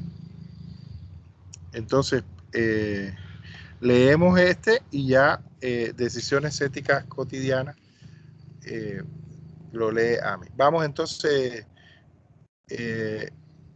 Camila, con errores y mala conducta. Los científicos son falibles y cometen errores, pero estos no constituyen mala conducta. Algunas veces, sin embargo, la línea entre error y mala conducta no es clara. Por ejemplo, al final de la década de los años 80, un número de grupos de investigación estudiaban la hipótesis que se podía forzar la fusión de los átomos del deuterio a temperatura que liberaba un enorme cantidad de energía. La fusión nuclear no era un tema nuevo en esos años 80, pero los investigadores de la época solamente eran capaces de iniciar la fusión a temperaturas muy elevadas, porque la fusión a temperaturas bajas constituía una gran promesa como una fuente de energía. Dos científicos de la Universidad de Utah, Stanley Pons y Martin Fleischmann, hacían parte de los investigadores que trabajaban el tema y habían construido un sistema usando un electrodo de paladio y agua deuterizada para investigar el potencial de las fusiones a baja temperatura. Trabajaban con su sistema, aunque se generaba un exceso de cantidad de calor. A pesar de que no todos los datos que recopilaron eran concluyentes, propusieron que el calor era una prueba de que en el sistema ocurría una fusión. En vez de repetir y publicar su trabajo para que otros pudiesen confirmar los resultados, Pons y Fleischmann estaban preocupados de que otros científicos pudiesen anunciar resultados similares y esperaban poder patentar su invento, por lo que se precipitaron en anunciar su innovación. El 26 de marzo de 1989, Pons y Fleischmann, con el apoyo de su universidad, dieron una conferencia de prensa y anunciaron el descubrimiento de una fuente de energía inagotable. Aquí está, ¿no? El reactor de fusión fría. Claro, lo que pasa es lo siguiente, vamos a detenernos ahí. Normalmente para obtener energía en las centrales electronucleares se funden los átomos con un gran gasto de energía, y eso permite generar de esa fusión la energía necesaria para abastecer, ¿verdad? Países enteros. Entonces, ¿qué dijeron ellos? Bueno, lograr esa fusión misma del átomo, lograr que eso pase, que se obtenga la energía, pero con mucho menos energía. Por eso se dice fusión en frío. La fusión en caliente, como por ejemplo la que se desarrolla en las centrales termoeléctricas o termonucleares. Y entonces, esta fusión en frío, imagínense, sería un descubrimiento tremendo, porque ya no habría que usar tanta energía para producir energía, ¿verdad? Aunque parezca un trabalengua. Entonces era realmente una noticia tremenda. Ya, entonces seguimos el anuncio del reactor. El anuncio del reactor de fusión fría de Pons y Fleischmann causó un entusiasmo inmediato en la prensa, y las compañías de noticias nacionales e internacionales más importantes lo cubrieron. Los científicos criticaron y elogiaron simultáneamente el anuncio. El 12 de abril, Pons recibió una ovación de pie de aproximadamente 7.000 químicos en la reunión semestral de la Sociedad Química Americana. Sin embargo, muchos científicos criticaron a los investigadores por haber anunciado su descubrimiento en la prensa popular en vez de hacerlo a través de la literatura revisada por colegas. Ahí paramos un momentito. Fíjense, aquí se les critica en primer lugar porque ellos publicaron su descubrimiento en una revista popular, digamos, no en una revista científica, y tampoco hicieron que otros colegas revisaran y duplicaran el experimento. Ya empiezan a hacerle crítica. Perfecto. Pons y Fleischmann finalmente publicaron sus conclusiones en un artículo científico, Fleischmann et al. 1990, pero algunos problemas ya eran visibles. Los investigadores tenían dificultades para mostrar pruebas en la producción de neutrones en su sistema, una característica que hubiese confirmado la incidencia de las reacciones de fusiones.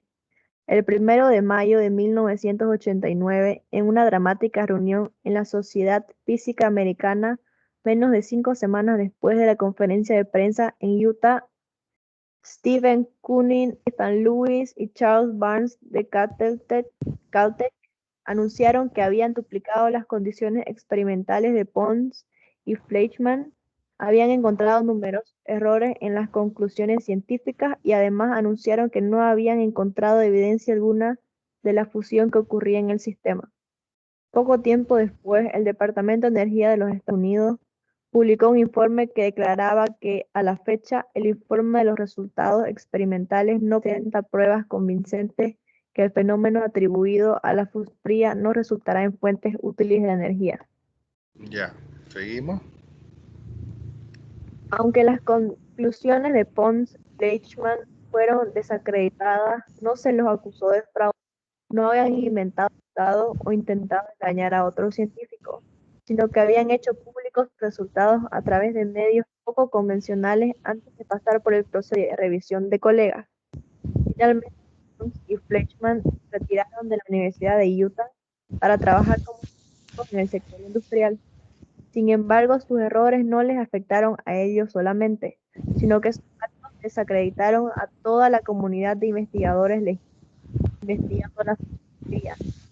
La frase fusión fría se convirtió en sinónimo de ciencia basura y se evaporaron los fondos federales para este campo. Tuvieron que pasar 15 años de investigaciones legítimas y una nueva denominación, reacciones nucleares de energía baja en vez de fusión fría, antes de que el Departamento de Energía de los Estados Unidos considerase de nuevo dar fondos para experimentos con un buen diseño en este campo. Fíjense, a partir de lo que ha leído aquí Camila, el daño que produjeron estas personas con sus malos procedimientos. Y yo creo que se fue suaves con ellos, porque sí, y si ellos dijeron que había fusión fría, yo creo que sí engañaron, ¿no? Aunque no se les planteó que habían hecho un engaño. Pero yo creo que sí lo hicieron, porque ellos dijeron que se producía energía. Entonces, fíjense el daño que ellos produjeron a la comunidad científica, que después de esto ya no hubo más fondos para las investigaciones sobre fusión en frío, e incluso tuvieron que pasar 15 años otra vez de investigaciones y cambiarle el nombre, ya no con fusión fría, sino reacciones nucleares de energía baja, para que el gobierno de los Estados Unidos diese fondos nuevamente para este tipo de experimentos. Terrible. Muy bien, entonces, a ver, tenemos decisiones éticas cotidianas. Ya. Y ya, entonces terminemos contigo aquí. Decisiones éticas cotidianas, la lees esa más y ya después terminamos con ambos. Ya. Bien, vamos con decisiones éticas cotidianas. Los científicos también se enfrentan a decisiones éticas en circunstancias más comunes y cotidianas. Por ejemplo, la autoría de los trabajos de investigación pueden provocar cuestionamientos. Se espera que los autores de un trabajo hayan de alguna manera contribuido materialmente al trabajo y que estén familiarizados con el trabajo, además de supervisar. Los autores de Young Scone fallaron claramente en su responsabilidad. Algunas veces las personas recién llegadas de un campo buscarán añadir a sus trabajos o propuestas los nombres de científicos con experiencia para aumentar la percepción de la importancia del trabajo.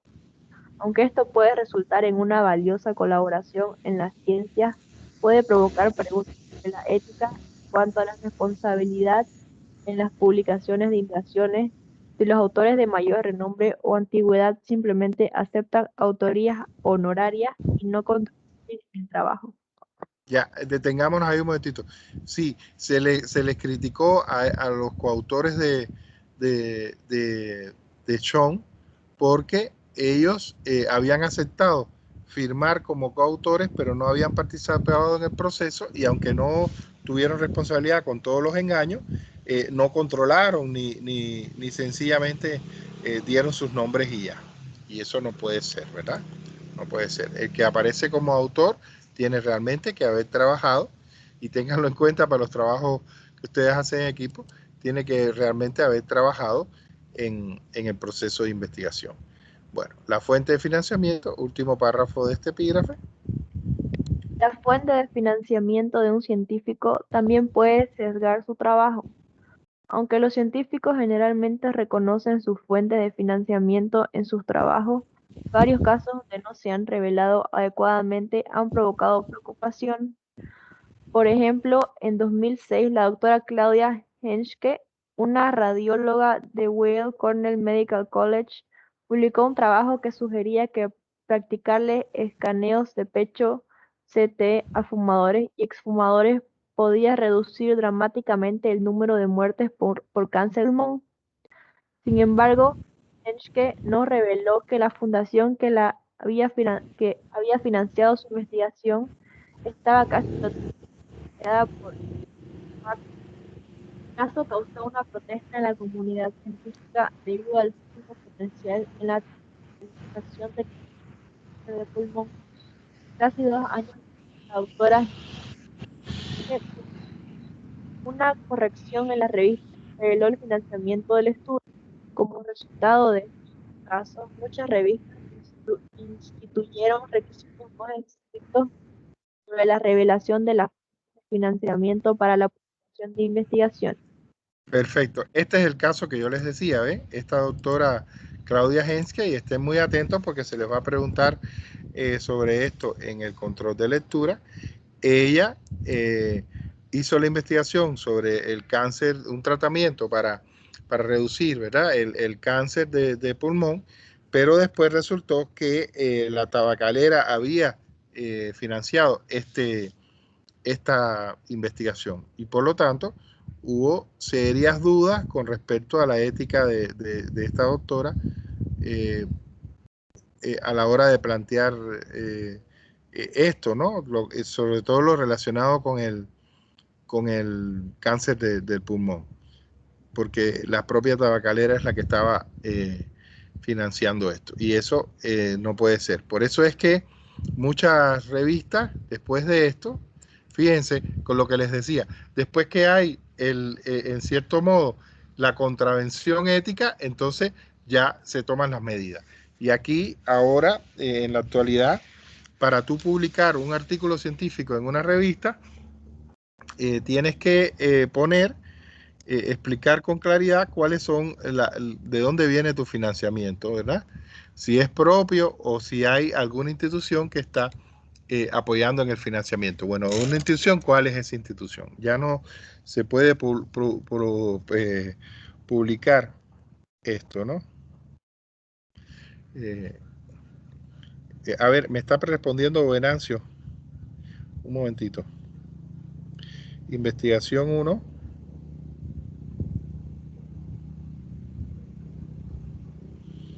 Es investigación 1. Nuestro grupo, a ver, nuestro grupo es grupo D.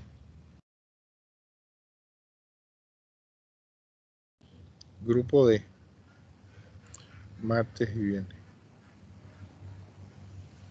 7 a 9.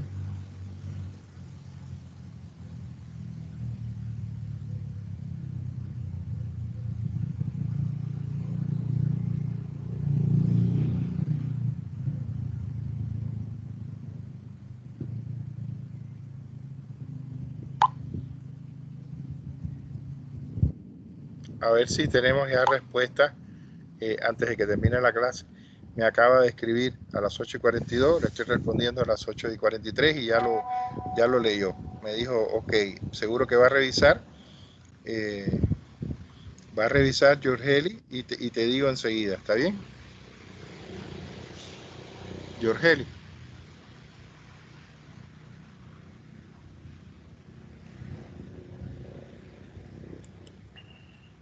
Bien, entonces vamos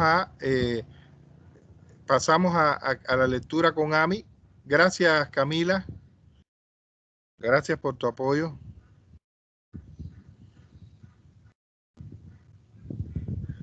Hola, Camila. No, sí, de nada. A ver, que creo que hablaron las dos a la vez. ¿Qué me dijiste?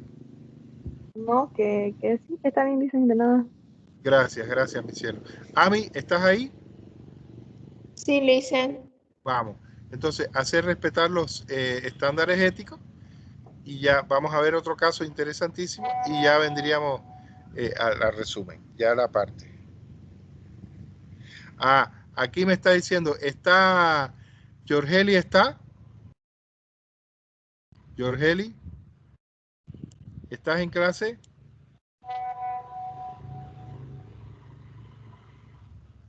Ya, me pasó aquí que ella no, dice que ella no, que Jorgeli no ha activado su cuenta Office 365. Ya, eso se lo voy a pasar entonces. Aquí está la respuesta. ¿Alguien más tiene problema de no haber activado su cuenta?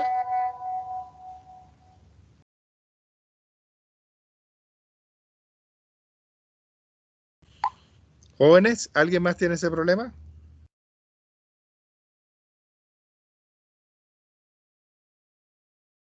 Bueno, si nadie más lo tiene, para pasarle esta información. Bueno, leemos entonces, Ami, hacer respetar los estándares éticos. Vamos, mi cielo. Ya. Hacer respetar los estándares éticos. Gran número de incidentes han provocado el desarrollo de estándares claros y legales que se puedan ejecutar en la ciencia. Por ejemplo, en 1932, el Servicio de Salud Pública de Estados Unidos, ubicado en Tuskegee, Alabama, Tuskegee. Tuskegee, Sí. Alabama, inició un estudio de los efectos de los sífilis en los hombres. Cuando el estudio empezó, los tratamientos médicos disponibles para la sífilis eran muy tóxicos y de una eficacia cuestionable. Por ende, el estudio buscaba determinar si los pacientes con sífilis estaban mejor recibiendo esos tratamientos peligrosos o no. Los investigadores reclutaron a 399 hombres negros con sífilis y 201 hombres sin sífilis para el grupo de control. No se pidió el consentimiento a los individuos que participaron en lo que se llamaría el estudio Tuskegee sobre sífilis y no se les informó su diagnóstico, sino que les dijo que tenían sangre mala y que podían recibir gratuitamente tratamiento médico, que frecuentemente consistía en no administrar nada, viajes a la clínica, comida y seguro funeral en caso de su muerte si participaban en el estudio. Fíjense, no se les dijo, ahí paramos un momentito, no se les dijo, no se les informó verdaderamente de qué se trataba, y al final lo que se le hizo fue comprarlos. Eran personas afroamericanos de bajos recursos, muy pobres, y entonces, lógicamente, ellos aceptaron. Y a partir de que les pagaban la comida y los viajes en la medida en que fueran, y estaban ahí alimentados. Entonces, ahí está esto. Pero además, este estudio estuvo años. Miren, fíjense, 23 empezó en el 32 y después en el 47 todavía seguía y vamos a ver hasta el 74. Vamos a ver qué cosa más interesante y terrible este caso. Para el año 1947, seguimos, Ami. Para el año 1947, la penicilina ya era un tratamiento eficaz para la sífilis. Sin embargo, en vez de tratar a los participantes infectados con penicilina y concluir el estudio, los investigadores de Tuskegee retuvieron la penicilina y la información sobre el medicamento en nombre del estudio sobre cómo se expande la sífilis y mata a sus víctimas.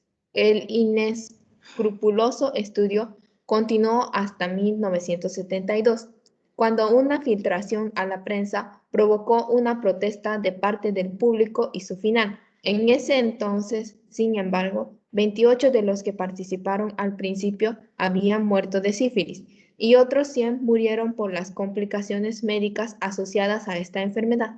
Es más, 40 esposas de los participantes habían contraído la enfermedad y 19 niños nacieron con la misma. Fíjense eso, en el 47, cuando ya la medicina era un tratamiento para la sífilis, la penicilina, ellos no se la suministraron y siguieron haciendo la investigación para ver cómo reaccionaba y morían las personas. Hasta el 72, cuando se filtró a la prensa que esto se estaba haciendo y se formó todo un escándalo. ¿Ya? Entonces, como resultado, fíjense aquí, lo mismo, suceden las violaciones y entonces se toman las medidas. Como resultado, seguimos, Ami.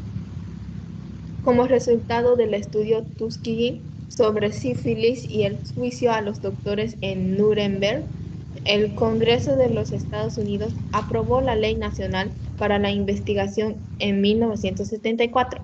La ley crea una Comisión Nacional para la Protección de los Sujetos Humanos en la investigación biomédica y de comportamiento, dedicada a regular y supervisar el uso de los experimentos en los humanos y definir los requisitos para las juntas institucionales de revisión, Institutional Review Board.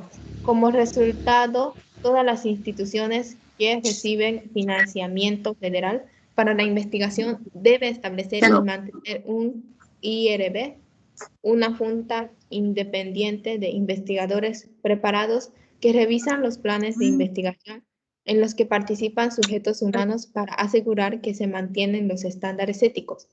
La junta de una institución debe aprobar todas las investigaciones con sujetos humanos antes de que ésta se inicie. Las regulaciones para la operación de la junta son emitidas por el Departamento de Salud y Servicios Humanos de los Estados Unidos. Es también importante que los científicos, de manera individual, hagan cumplir los estándares éticos en la profesión mediante la promoción de publicaciones accesibles al público y la presentación de los métodos y los resultados que le permitan a otros científicos reproducir y validar su trabajo y conclusiones. Las organizaciones asociadas al gobierno federal, como la Academia Nacional de la Ciencia, publica guías para individuos como el libro On Being a Scientist, al cual se puede acceder a través del enlace en la pestaña de enlaces. National Academy of Science, 1995. La Oficina de los Estados Unidos para la Integridad de la Investigación también promueve la ética en la investigación mediante el monitoreo y el examen de las malas conductas en las investigaciones institucionales y la promoción de la educación sobre este tema. La ética en la ciencia es similar a la ética en nuestra sociedad en general. Promueve una conducta razonable y una cooperación eficaz entre los individuos. Aunque existen infracciones de la ética científica, como ocurren en la sociedad en general, se las trata rápidamente cuando se las identifica. Además, nos ayudan a entender la importancia de la conducta ética en nuestras prácticas profesionales. La adhesión a la ética científica asegura que los datos recopilados durante la investigación son confiables y que las interpretaciones son razonables y tienen mérito. Esto permite que el trabajo del científico forme parte del cúmulo de conocimiento científico. Muy bien, fíjense cómo aquí un poco se ha concluido lo que tiene que ver con toda la ética científica en una especie de valga la redundancia, de conclusiones del trabajo. Ahora, ya nos quedaría el resumen y con esto ya terminamos el primer artículo y la clase de hoy. Leemos entonces el resumen, Ami.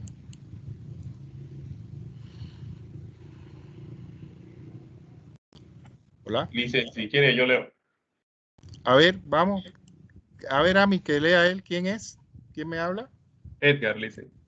Dale, Edgar, vamos. Resumen. Sí, dice que me había muteado sin querer.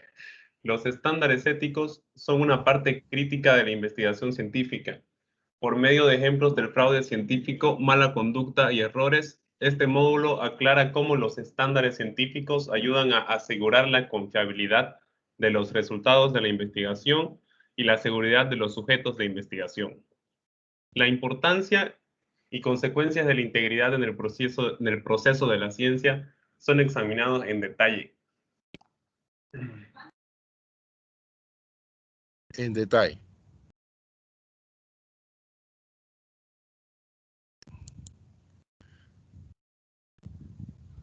¿Sigo leyendo, Lisa? Sí, los conceptos clave y con eso terminamos. Ok. Conceptos clave. La conducta ética en las ciencias garantiza la fiabilidad de los resultados de la investigación y la seguridad de los sujetos que participan en la investigación. La ética en la ciencia incluye a. Los estándares de los métodos y los procesos relacionados con el diseño de la investigación, los procedimientos, el análisis de los datos, la interpretación y los informes. Y B. Los estándares de los temas y las conclusiones relacionados con el uso de sujetos humanos y animales en la investigación. La duplicación, la colaboración y la revisión realizada por colegas ayudan a minimizar las brechas éticas y a identificarlas cuando ocurren. Bien, perfecto, gracias. ¿Cuál? Edgar, ¿no? Sí, Lice. Ya, bien. Listo. Hasta aquí el primer artículo. Voy a ir a plenario. Ya, hasta aquí el primer artículo. En el próximo artículo, también muy interesante. Este artículo nos da, ¿verdad? Una información básica y con ejemplos, además, muy interesantes sobre todo lo que tiene que ver la ética, los procesos y también lo que tiene que ver con la seguridad de las personas, aunque no se refiere aquí a los animales, pero igual se tiene un cuidado muy parecido. Y el próximo artículo que vamos a ver es muy interesante porque habla de algo que ya vimos aquí, que es lo de los experimentos de los nazis. Pero ¿en qué sentido? No tanto en qué cosa hicieron ellos, sino en que sí es ético usar los resultados de esos experimentos, que se hicieron de forma no ética.